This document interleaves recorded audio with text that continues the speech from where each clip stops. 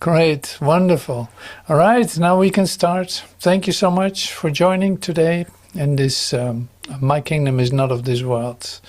And we continue today with another tape of Joel, and that is Access to Infinity, in fact. And so that's what I sent to you too in a part of the Consciousness Transformed letters. So that's, if you have read that or listened to the tape already, then you see that there are really beautiful parts in it that are very useful also for a contemplation. And that's exactly how we will use that today too. So we have a segment of contemplation. We have also a tape listening part. Now the contemplation part is really that we take time to be still with what we read instead of explaining or elaborating about it. And that has a different effect on you. This is like you are in fact invited, whatever you do with that, but you're invited to sit with it, to be still with it, and to let that come to you, to receive that. Now this is what we practice all the time, like in every meeting that we have, just because, like you will see, this is about the idea of meditation, be still, and in fact training yourself to learn to do that. Now that's an interesting idea, of course, because who doesn't want to meditate, you would say. It's like it is very supporting in your endeavors, so to speak. It supports you in becoming quiet, in letting everything fall into place. In fact, being patient with yourself, it can be very good exercise for that too. And now this is the theme that in fact comes to us today, is the kingdom of heaven, the kingdom of heaven. And that's why what I used, in fact, is the tape like Access to Infinity. And what I used with the reading that you could do was also access to infinity. Now, see, that always is a bit paradoxical, and I'll tell you why. So the paradoxical part of it is you have access to infinity right here, right now. It's like, what are we practicing? We are practicing the presence of love, right? We're practicing the presence of love, of that what is in this instant. Like, what is God doing with you? He's loving you, and that never stops, because He literally, you're His beloved Son. So He will not stop loving you, and that's why we practice the presence of love. That's really important.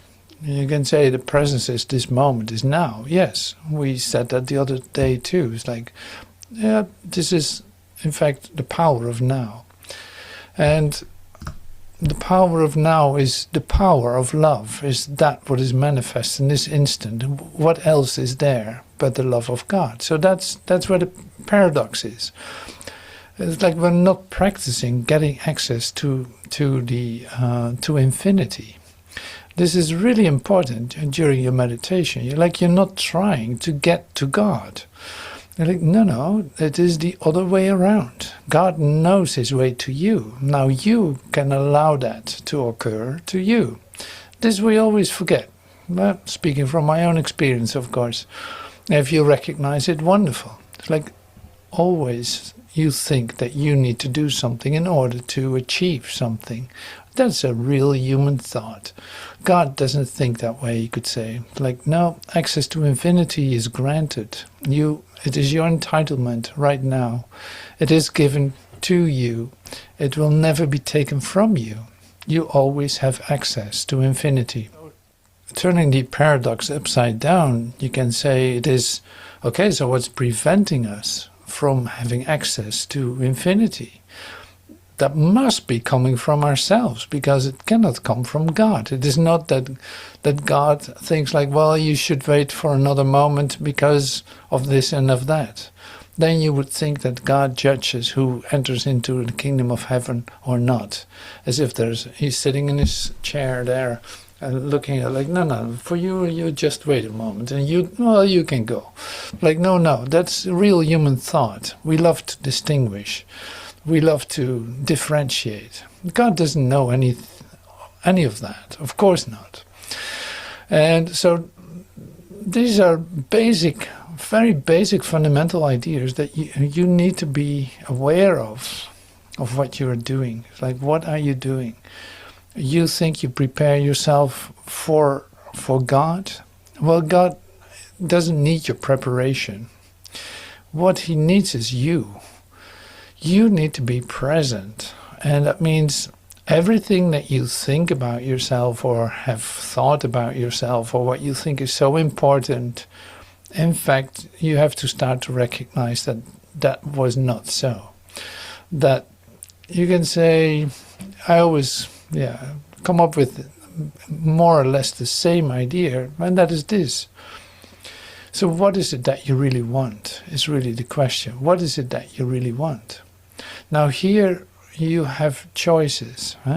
You think you have a choice. I can choose for God and I can choose for something else. And that's interesting, because if God is the totality of your being, you don't need to choose anything. You know this. So that is interesting. So there were a couple of words coming up today for me to share with you. And one of them is substitute. Now this is the basis of, you can say this is the basis of mesmerism. Substitute. You think there can be a substitute to the love of God. That's why we think that we need access to infinity to get us out of the mess that we made. And we hope and pray that God someday will do that for us. But still hanging on to our substitute. And what is your substitute for the love of God? Well, everything that you're looking for and think is missing and that you chase after in order to find, to complete yourself, whether that's materials, whether that's persons, whether that's money, whether that's power, whether that's fame, whether that's whatever you can come up with, that is your substitute for the kingdom of heaven. You still are like considering if heaven is such a good place. Like, as a dream, yes, but is it really that good? Or is my substitute more solid and more sure? This is the only thing that's going on in your transformation. Slowly but certainly, by practicing letting go of what you substituted for the love of God, slowly but certainly you are able to have a God experience for just a second, a glimpse of God. And you suddenly want to scream off the roofs how incredible God is. Only 5 minutes later you forget about it again and everything starts all over. And here you go again. So you have to practice this, in other words. You have to practice this because your mind is so distracted you can't believe it. It always looks for a substitute. Look at your mind. Look at what you're thinking. You look for substitutes all the time. You change your goals. You change your what will satisfy you. You make plans in order to satisfy you. You do whatever you want. You have all kinds of rules set up for the satisfaction of something that isn't infinite. And so you have to come to the place where you recognize, oh my God, I can't help myself doing so. That's what I discover. So there's no one to blame. There's no one to blame for that. So it's not that you have to criticize yourself from doing that. No, this is all about awareness. Becoming aware of the fact that you are looking for a substitute while there's no need to do so. That's why we meditate. So here's our quiet moment, and we let Joel introduce this. I will stop talking. So Joel introduces this, and this is also from the tape that we're going to listen to, but this was so profound as in contemplation that I couldn't resist, and I share it with you in this way. You'll see.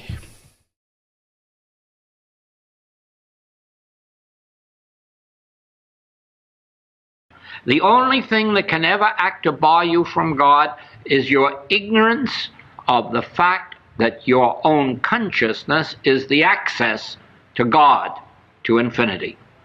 That could bar you. If you do not know this truth, then you're cut off. All of the people who do not know this truth are cut off from the benefits of this truth. And the only thing that can benefit them will not be tithing or sacrificing or getting on their knees and begging or pleading.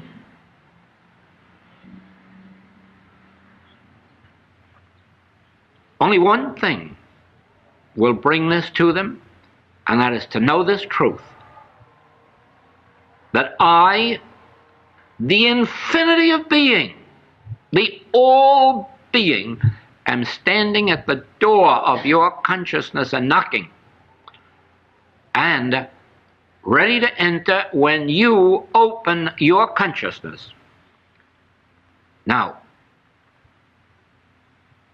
this must make clear to you why meditation is the important part of the message of the infinite way, because how do you have access to that which is knocking at the door except by closing your eyes for a brief second, shutting out the appearance world, turning within and saying, "Speak, Lord, thy servant heareth." To do just that is an act of meditation. To be able to wait with a listening attitude for 20 or 30 seconds is a further act of meditation. To do it 3, 4, 5, 10 times a day is a further act of meditation. Eventually, to find that you can do it for 2 or 3 or 4 minutes is a further, deeper, richer act of meditation, but you build up to it.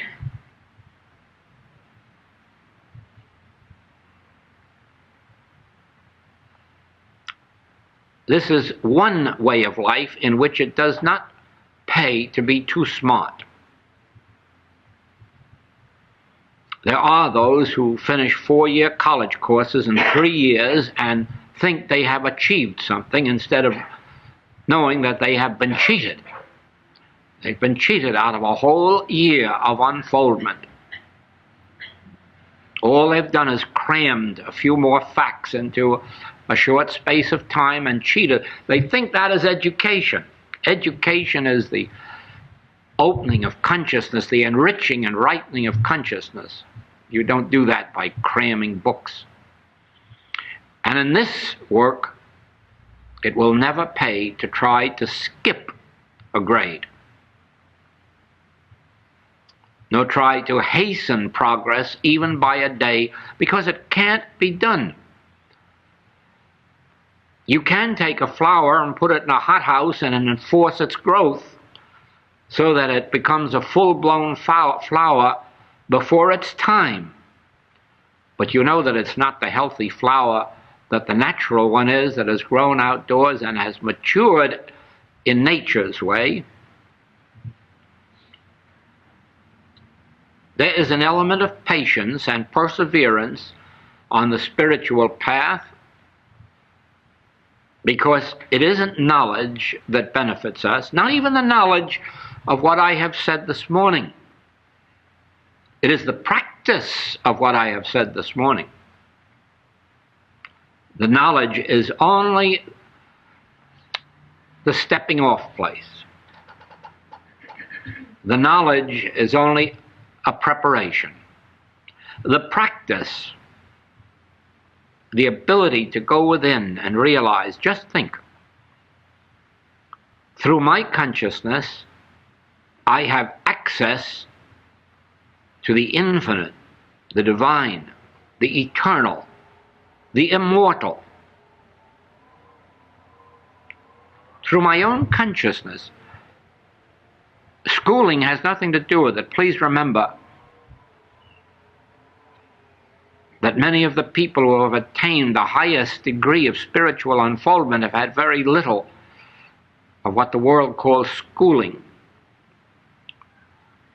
Only one thing is requisite, and that is the desire to know God aright. If there is that within you, and the understanding that you can meet God face to face,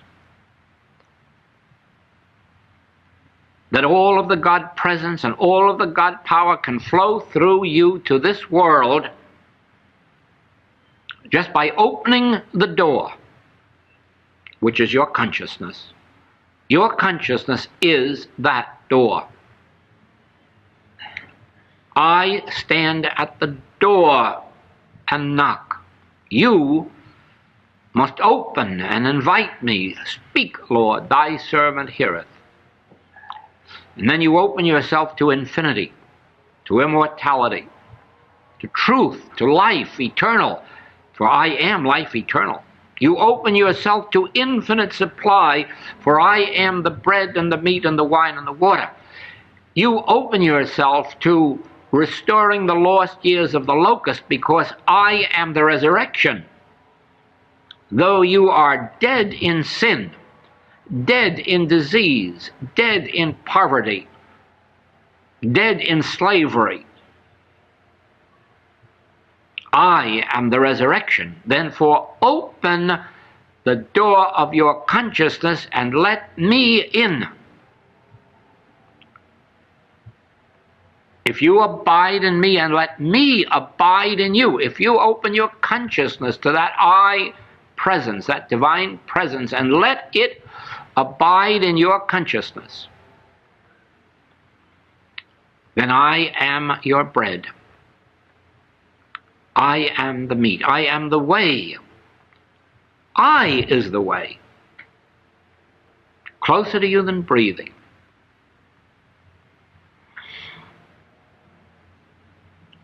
So, it must become clear to you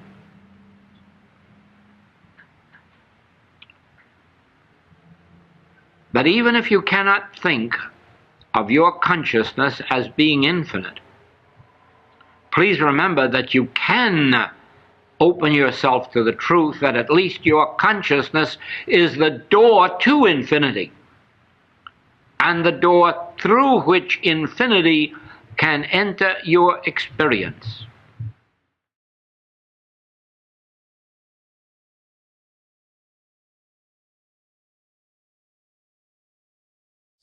Thank you so much.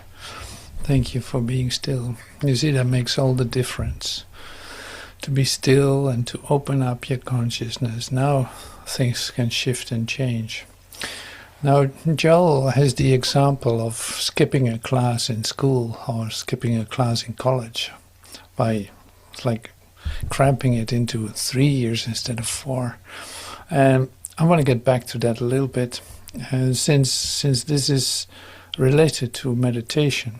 It's like every time that you allow yourself to return back to your center, to yourself, whether that's for 10 seconds, whether that's for 2 or 3 minutes, something happens. It's like instead of continuing your efforts to look for substitutes that don't fulfill, you could say, you stop. And you stand still. And you dislodge for a moment from time and space. Now that is an incredible speed up. Because if you would keep running, you would just get more of the same. Now when you stand still, something breaks in a sense, the continuity breaks.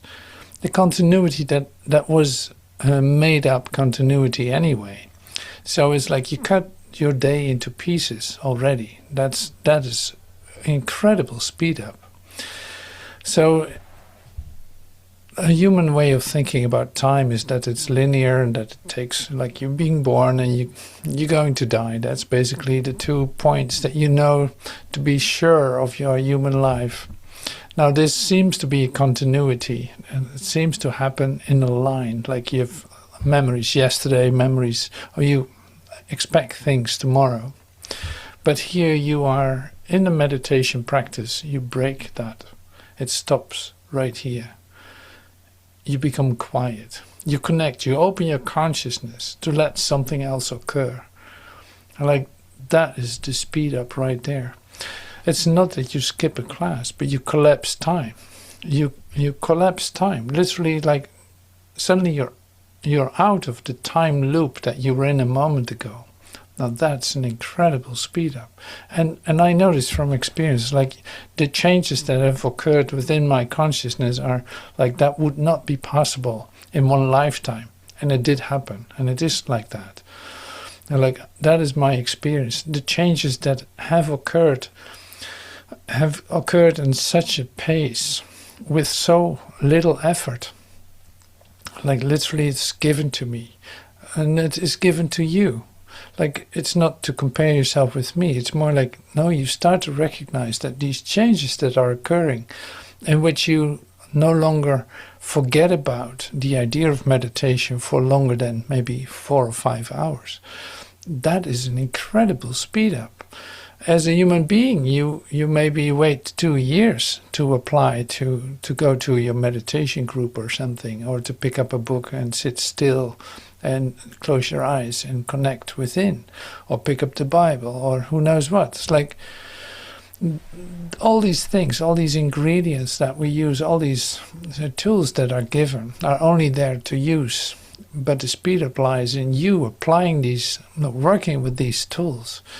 Not that you have to manifest something, not that you have to make something, but one thing for sure, you have to stop yourself. You have to say like, okay, stop right here. Whatever this is. I'm in this situation, suddenly I'm in a situation that is so overwhelming. Okay, let's stop right here. Before I make a decision or do anything with it, I stop right here. And first, I'll be still and listen. And I wait until I become quiet. And if that doesn't happen in 2 or 3 minutes, I'll come back in 10 minutes and try again. Just to help myself becoming quiet, because that's the only place where anything can happen. It looks like nothing is happening in human terms. You sit still. What are you doing? You're nothing. Doing nothing. That's right. But that's the greatest speed up. It is not doing something that you would do as a human being. That is the difference. So, like I said in the beginning too, everything is so turned upside down. It's so paradoxical. Why would you want to speed up your process? Well, unless you like the human experience with the idea of suffering, pain, death, disease, and all this, of course you don't like that. So the speed up lies in the idea that you don't need to suffer a human life. No, you literally divide it on a daily basis, starting anew every day. You divide your day into pieces just to be quiet and connect with Source, and bring that, literally allow that peace to come into your consciousness. Now you can go and do whatever you think you need to do. Now you are, say, loaded. You could say you're loaded with love energy, with light, with a recognition. Like, I'm not alone. I'm not alone. I had a moment, just a moment ago, I felt so lonely. But I remember this, like, even if I put my bed in hell, I will be there. There are security measures been taken for me, like for my security, for my safety, for my connectedness. Wherever I am. I cannot lose that. Literally, I take I am with me.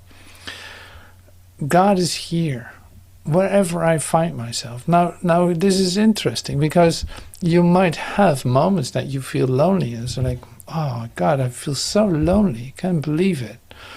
Now, if you remembered just this one line, wherever I put my bed, like, you are there. I know I'm not alone. I cannot say, make this illusion true for myself that I'm lonely or alone. I'm not alone. I'm never alone. Now that changes everything. Now I'm going to close my eyes and say, thank you, God. I can't believe it. For a moment I was alone. I really thought I was alone. But that would only be that I confirm my own separation. I know that I'm not separate from what everything is. I cannot be separate from God. That's impossible. So here we are. So this is why this is such a great theme or subject. It's like access to infinity is right here. It's in my consciousness. At least I have to remember that. That's what Joel says. At least remember that. It is in your consciousness. You don't have to look for it anywhere else. If you look for the solution to the circumstances or problems that you're perceiving, whether that is you find yourself in a sick bed, you find yourself dying, whether you find yourself, Joel mentions all these parts of human suffering, where you see all that is being undone by you recognizing I'm not alone. God is here with me. This is the gift, like practicing the presence of love. Love did not leave me. I want to experience the love of God right now. I open up to it, and there it can come to me now. Like suddenly there's an opening in my mind, in my consciousness for that to occur. Now I sit with that and be still for a moment. And if it doesn't seem to have an immediate effect, I give it another try in 10 minutes and sit still for another 2 minutes. And like if I keep myself in that practice, something is going to change. That's guaranteed. However long you have to try. It's like you want to know God aright. Wasn't that what Joel was saying? That is your only goal. Wanting to know God aright. Because in that is life eternal. In that is the access to the kingdom. Now that is in fact dislodging from the whole idea of looking for a substitute for the love of God. And that is the beauty of this. It's like it is only a release. Releasing the idea that there's an alternative, that there's a substitute. There is no substitute to the love of God. The love of God is all there is. It's literally impossible that there could be anything else. So whatever you're experiencing, it cannot be real, however real it looks, however real you've made it.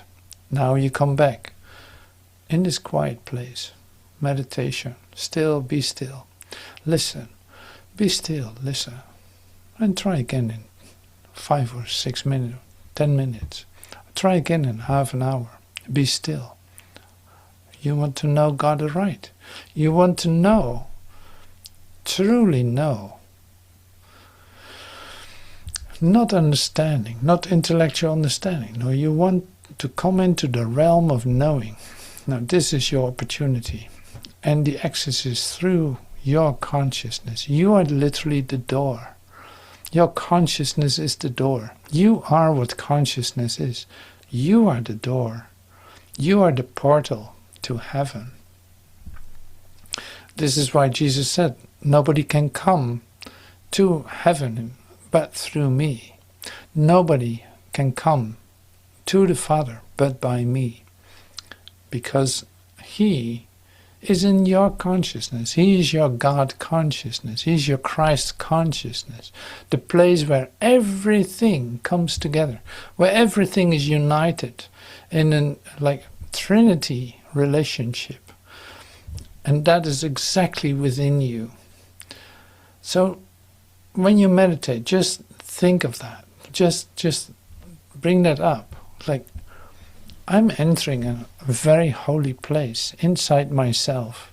This holy place is literally the place where I have access to infinity, where the Christ, literally the Christ is present, where God is present, where Spirit is present, only to come to me whenever I want, whenever I can be open.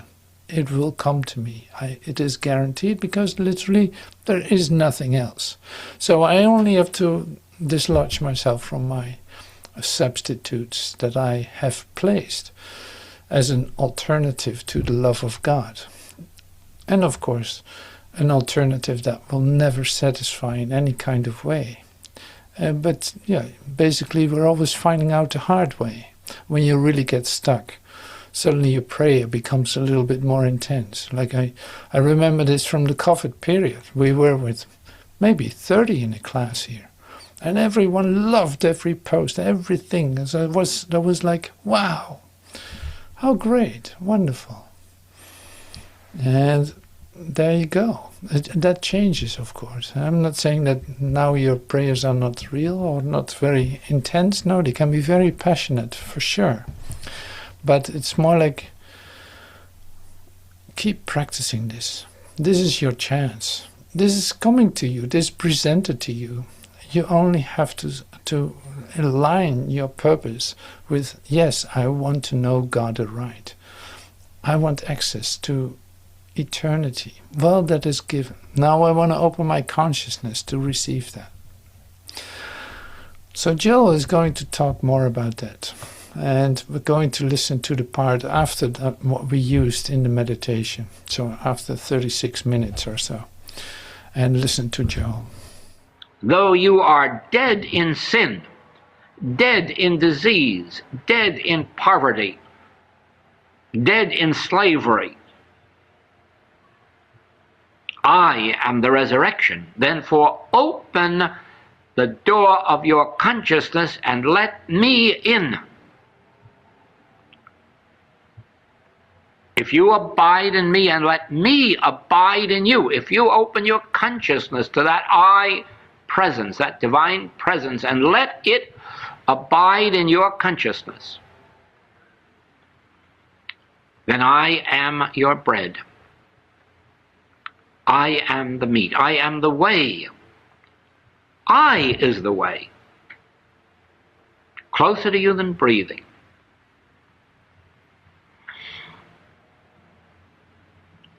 So, it must become clear to you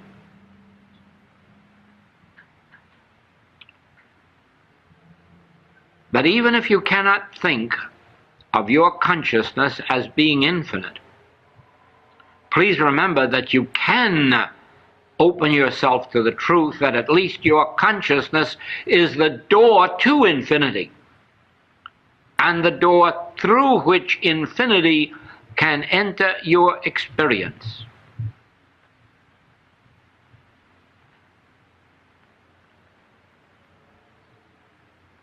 I do not have God power, but God power can enter through my consciousness and be the freedom unto you and your experience.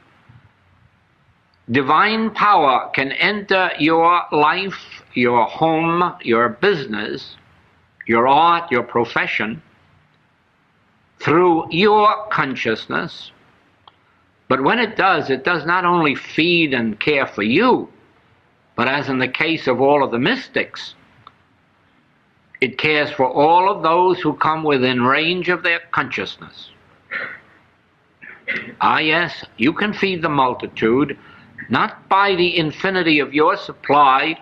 You may not have storehouses and barns filled, but you have access to them. You have access to God's storehouse. And remember that it's God's storehouse that has filled the 1,000 hills, and the farms and the ranches, and the riches of the sea and of the air. God's storehouse. This is greater than having access to any man's millions. Have access to God's storehouse. the whole universe. And you'll draw forth treasures from the skies, from the air, from the earth, and from the waters beneath the earth, all by opening your consciousness to the infinite.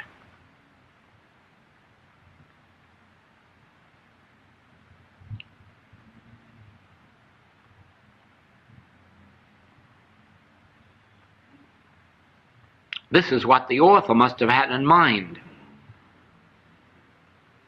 with his book, In Tune with the Infinite. This is exactly what he must have had in mind. In tune with the infinite, attuned to the infinite, open to the inflow. I and my Father are one. This divine consciousness really is my consciousness, and I have access to it through meditation, through contemplation, through contemplating this truth.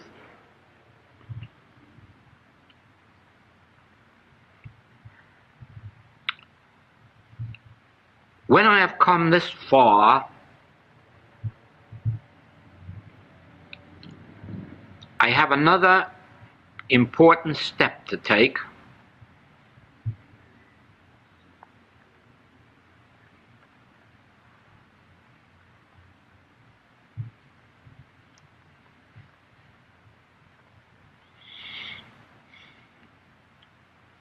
The infinite way had its origin in two words.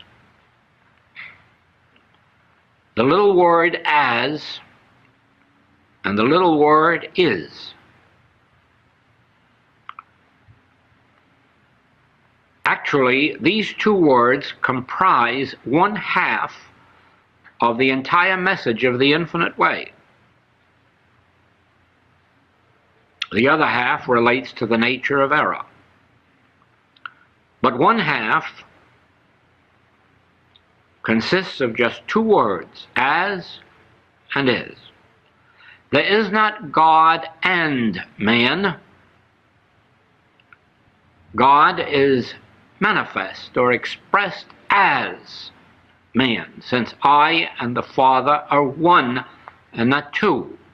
Therefore, you cannot have a word and in there, or you would have two. But with the word as, God and man becomes one. I and my Father are one.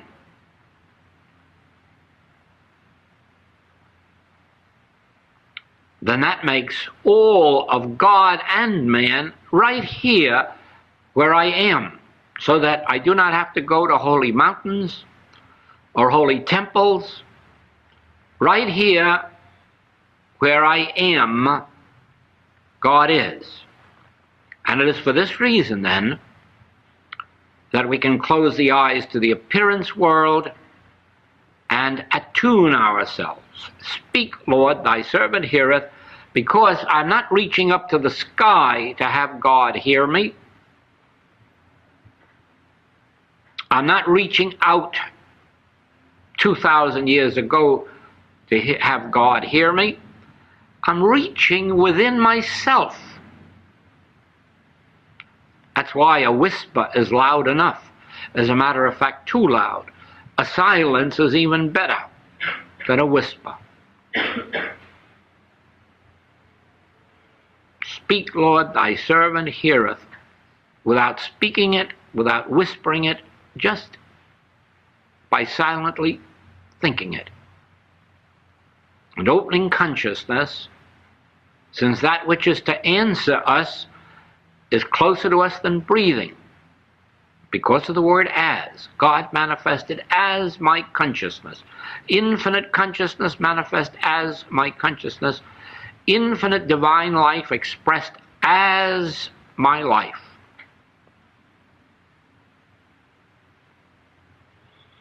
Now, because of the revelation of Jesus, this part is not difficult. You have all of his authority backing you up. But it is the next part that presents difficulties, and with which you probably will have to contend within yourself until you reach the consciousness of it. And that is the word is. It's a very angelic word, but for a long while you're going to call it a devil, because you'll have difficulty with it. What does it mean, is?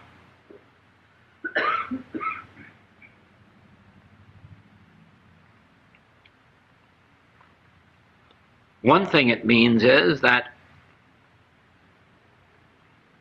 God cannot do anything for you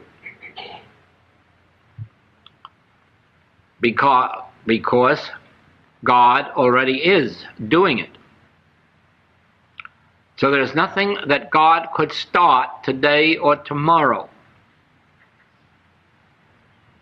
It also means you cannot bring God into the picture, because God is in the picture.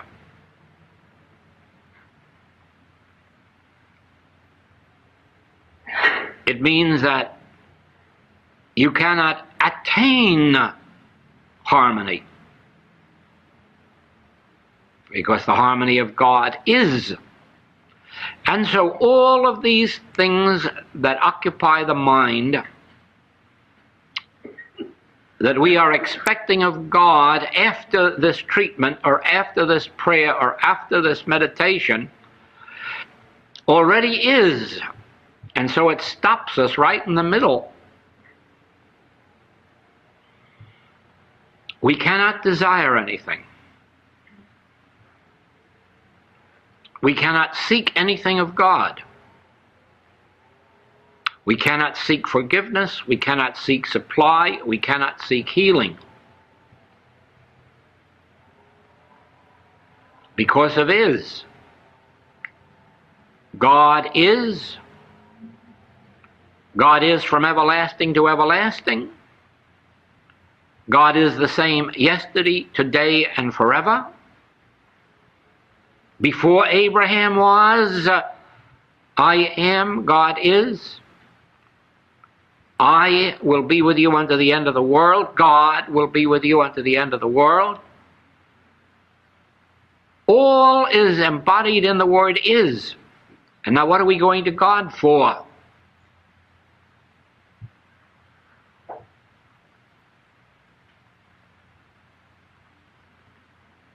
Just God's impartation of himself, the recognition of is, the recognition of as, letting the impartation come, that when it comes, never says, I will do something for you. It says, I am with you. I always have been with you. I always will be with you. There is no such thing as past. There is no such thing as future. All is.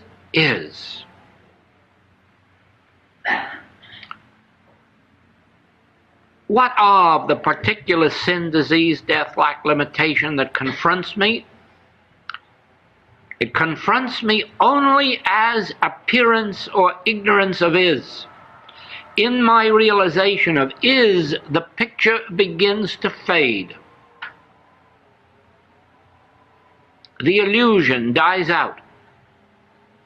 The illusory appearance dies out. Through the realization of is. The law of God is functioning. The life of God is being. My being and your being. The life of God is just as much my being at 90 as it is at 19.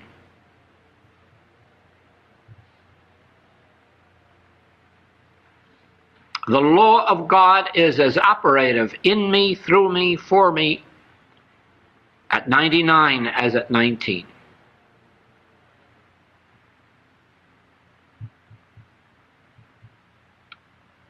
This realization stops death right in its tracks, stops the threat. This realization makes it possible that no weapon that is formed against you shall prosper. None of the world's beliefs can prosper. None of the world's theories can prosper. None of the world's illusions, superstitions, ignorances, or fears can prosper if you abide in is. And do not seek to have God do something to you or for you or to someone else or for someone else.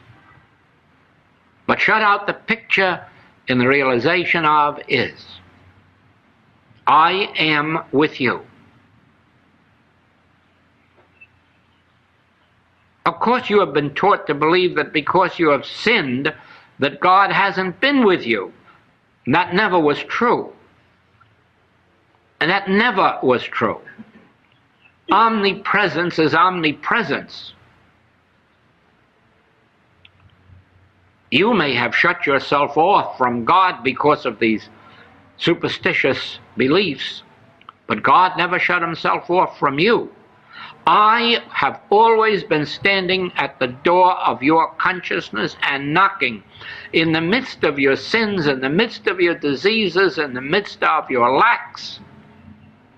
And at any time it was only necessary to look up, as the woman taken in adultery looked up to the Christ, as the thief on the cross looked over at the Christ, as the impotent man at the pool looked up at the Christ, as the crippled man looked up at the Christ, as the leper looked at the Christ. It was only necessary at any time in your life or mine to look up, because of omnipresence. Because of omnipresence, before Abraham was, I am with you. Because of omnipresence, I will be with you unto the end of the world. And you may make a lot more mistakes in the years to come, mistakes of omission or commission, that will not remove God from you. It may remove you from God temporarily, until you have the courage to turn within again and say, Speak, Lord, thy servant heareth. I know that thou art closer to me than breathing and nearer than hands and feet. I know that when I'm in heaven, thou art within me. I know that when I am in hell, thou art within me. I know that when I walk through the valley of the shadow of death, thou art within me. And by opening the door of my consciousness, I become aware of thy presence, thy power, the infinity of thy nature and being.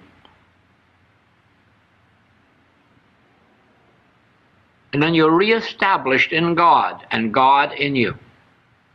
All through an act of consciousness.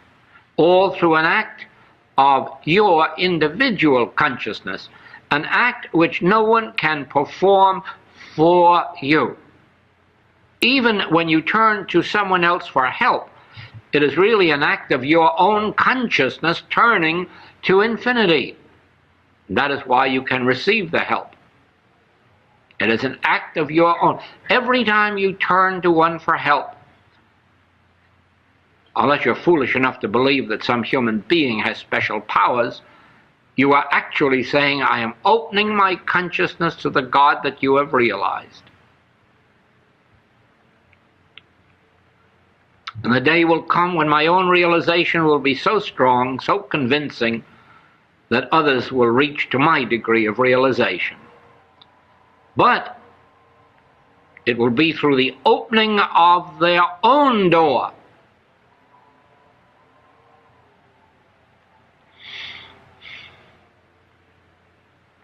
We are mediators as teachers. We are mediators to those who have not yet attuned themselves through an activity of their own consciousness. But just remember, someday, we say, if I go not away, the Comforter will not come to you. Let me be the instrument, let me be the mediator for you while you are attaining the ability in meditation to open the door of your consciousness and be flooded by the Divine Spirit. But as you find yourself, probably at first in small ways, receptive and responsive to the Spirit, call for help less and less, depend more and more on your own admitting of the divine into your consciousness, the reaching of infinity, and call for help, of course, if you do not make the grade. And then eventually the time will come when you'll be calling for less and less help and finding that this principle is truth, that through opening the door of my individual consciousness, I have access to the infinite, the divine, the sublime. The creative principle of the whole universe functions as and through my individual consciousness.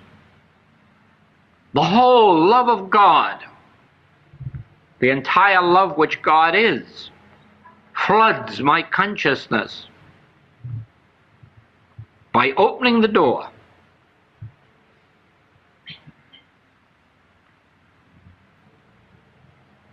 This is the function of meditation. This is the function of practicing the presence.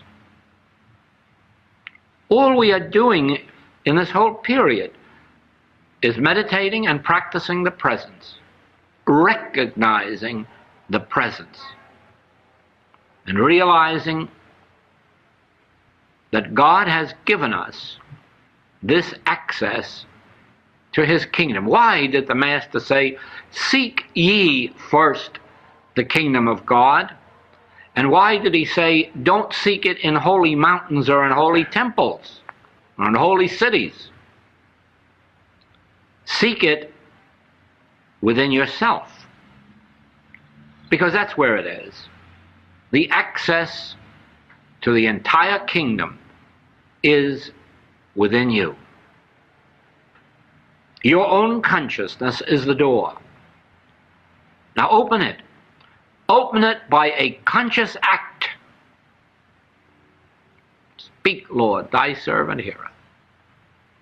The door of my consciousness is open to be flooded by thy infinite being, thy infinite spirit, thy infinite nature. Ordain me with thy spirit.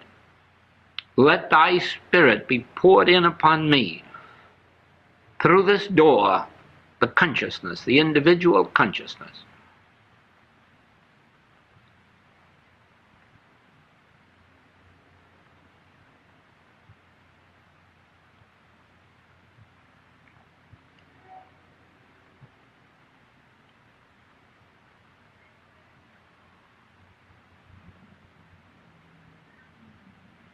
We have had 8 weeks in which to lead up to this point of opening the door of our own individual consciousness, that infinite omnipresence, omnipotence, omniscience may enter, and then find outlet to all those who come within range of our consciousness.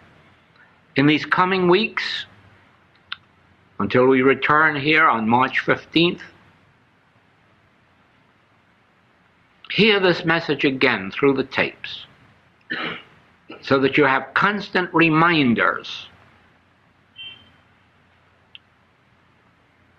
And then sit a while and practice the principles. Go home and practice the principles. If it's too noisy at home, go out into a neighboring church for a few minutes and practice it, or a public library. anywhere, because it is the practice of this that ultimately makes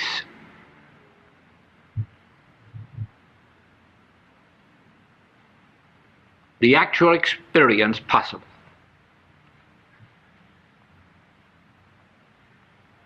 The Master gave these principles to countless students, and many heard them, but only few evidently practiced them. Only a few could catch the fact that right here, within my own individual consciousness, I have access to infinity.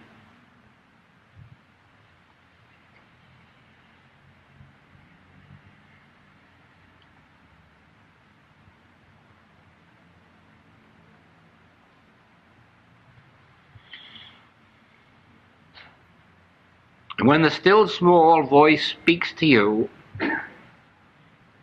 it will speak using the word I, for that is really the name of God.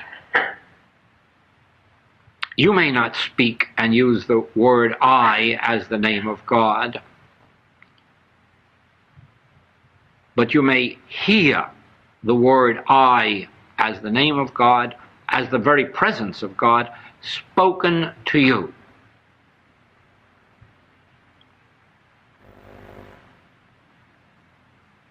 When I say to you, I am God, it is not a man saying to you that Joel is God. It is merely a word of instruction so that you will know the name of God when it speaks to you. If I say I am God, I am a liar. When I hear the words, I am God, this is truth uttering itself, and the earth melteth.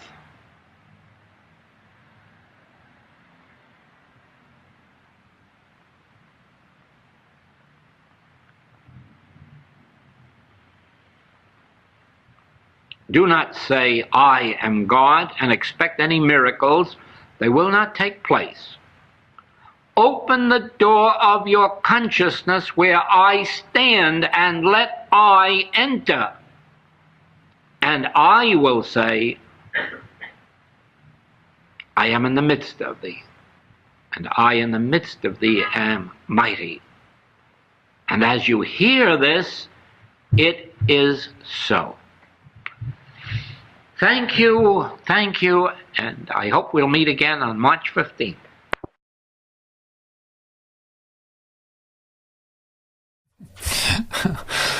I wanted to share this with you. Effortlessly. This is so great. Like, that's another word that came to me today, except for substitute, also effortlessly. Like, you look for your substitute, you're going to be busy. You're going to be like reaping a lot of resistance and difficulty. Now here's effortlessly. Being still, receiving. What do you need to do for receiving? Nothing. Open your consciousness. Well, if you allow everything else to fall away, it is open. Everything else, I mean all the things that are full of effort. Now this is a good way to look at it. Things that are full of effort, those you know very well. And you don't even like them, but you keep looking for them. Here is the alternative. Like, here's that, what already is. Like Joel uses the word is. This is already. What do you need to do to come into the awareness of is? Relax. Release. Let go. It already is. You don't have to make it. Oh, finally, something you don't have to make, something you don't have to protect, something you don't have to run after, something you don't have to be concerned about. No, it's your certainty, effortlessly. Ah, what a relief. Oh my God, what a relief. That's given every moment, no matter what the situation looks like. Effortlessly. Ah, access to infinity. You are granted. Like this is your lucky day. You are granted access to infinity right now. Just let everything else go for a moment. Everything that is effortful. Everything that you think you need to achieve or think you need to do in order to sustain yourself. Everything that you think you need to do in order to fix yourself, to heal yourself, to do this and do that with yourself. Let go. Let God. Relax. Everything is here. What already is, is. You don't have to make it. It doesn't need to be made. No, it is right here. Now, how lovely is that? Is that to receive that? Now you practice this. We're going to practice that. We're going to practice that maybe every 10 minutes you hold a minute, and maybe every hour you can take time off of your effortful existence and just relax into the arms of God for a moment. Dive into the heart of God for just 10 seconds. I don't need to suffer. Oh my God, I don't need to heal anything. I don't need to strive. I don't need to suffer. No. What is, and that's happening right now. What an incredible gift you received today. Effortlessly. Effortlessly. How great, wonderful. So thank you so much for your openness to receive this effortless, totality of your being. And have a happy practice today, just one day at a time. Have a happy practice today. This would be the day to come in touch with your possibility of access to infinity. So enjoy, relax into that. How lovely. Thank you for everything. I hope to see you soon. Thank you so much. Thank you.